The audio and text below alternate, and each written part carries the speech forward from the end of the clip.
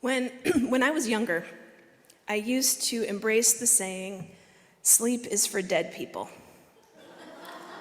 I'm not proud of this, but it was enough of an ethos that friends from that time remind me of it still. I would like to think that I have found a better balance, but I still struggle. Anybody else? Yeah. A couple of months ago, Tristan from our congregation shared an article by Todd Pittock that talked about sleep science and also the puritanical judgments and shame that are woven through our culture about sleep. Early to bed, early to rise as a virtue, atypical sleep cycles seen as a moral failing, and so on. Pittock also mentions that in the face of scientific evidence that naps can help folks focus better and be more productive, we ignore that science. He names that in our American culture steeped in the Protestant work ethic, sleep, and especially naps, are seen as a sign of sloth or ill health. The majority of people in the US report that they don't get enough sleep. Our bodies give us a lot of information about how things are going for us, and sometimes we listen better than others. Though I struggle with sleep, I have practiced very hard at napping to get better at it. I learned from my dad.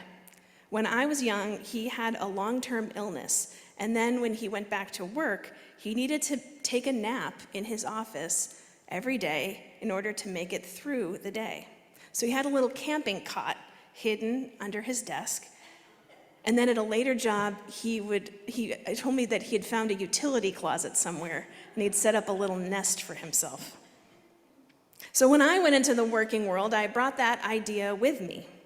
I started taking 10-minute power naps behind my desk at work in my early 20s, just on the carpet. Disgusting.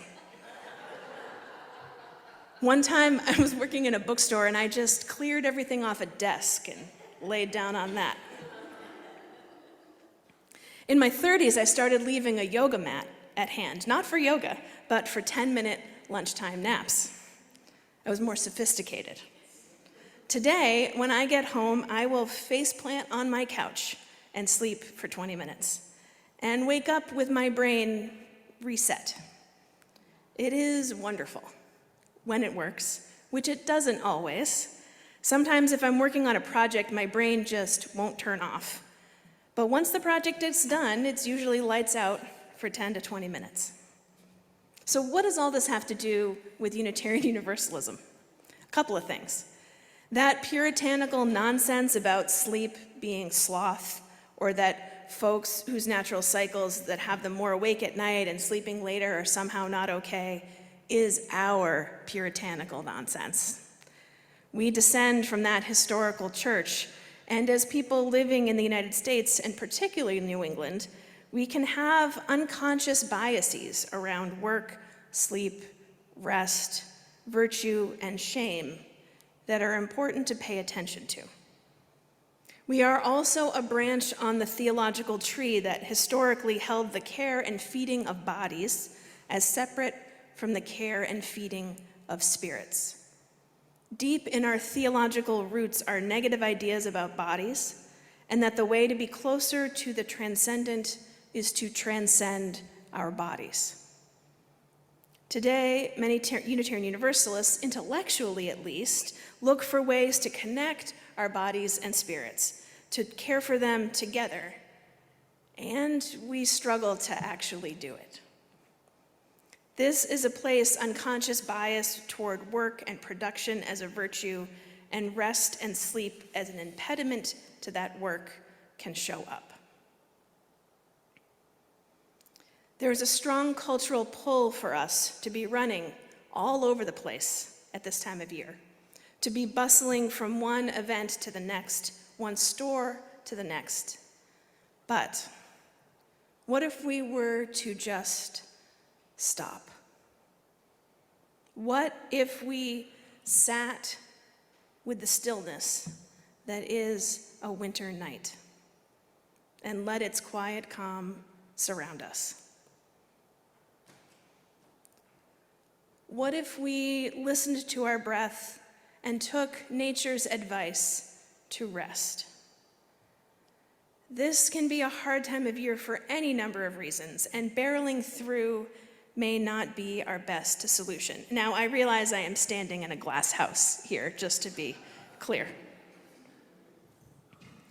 In a time of year when some can feel especially lonely or like they have to pretend things are okay when they are not, it can be vital to slow down and pay attention to how our bodies and minds and spirits are all connected and how things are going. If we are struggling or in grief, moving through that is not linear. People who are grieving, sad, or struggling may laugh at jokes, be delighted by tiny lights, and sing carols, and engage with whatever part of the holidays makes sense for their well-being, but it doesn't mean that they don't need care and that grief isn't there. People are complicated. Everyone has their challenges and grief, and some of us are carrying these closer to the surface than others. It is important when things are bad for folks to be able to say that they're bad and then not feel that they have to pretend otherwise. Some days we may choose to fake it until we make it, but it can be crazy making when something is on fire in front of us and we have to pretend that it isn't. It can make people suffering feel invisible. This is a time of year rife with symbols and places for us literally to hang or light our stories and memories, and our feelings about the holidays won't be the same every year. I've shared before that while decorating my Christmas tree, I almost always cry.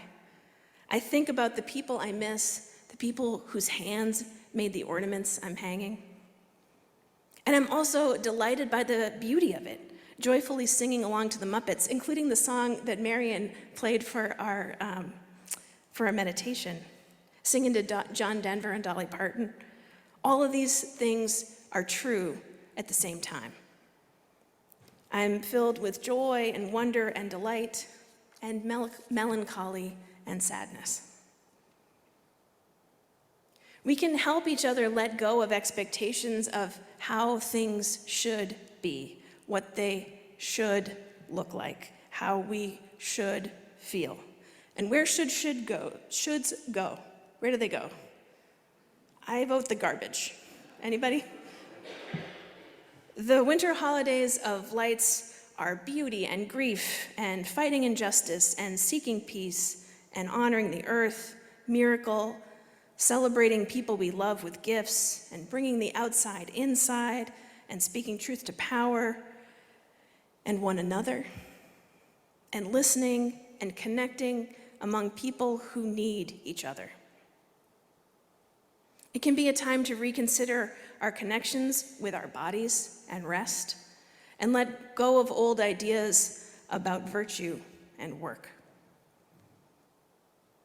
The symbol of lights in the face of the coming darkness of winter reminds us that we need each other's light to make it through the darkness and the shadows. May we hold time for reflection, for kindling lights and hope, for rest and sleep and naps, together with the plants and the critters outside all around us. May we hold time for listening carefully to one another's stories and listening inside ourselves.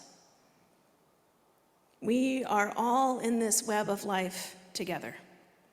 May peace flow through. So may it be, and amen.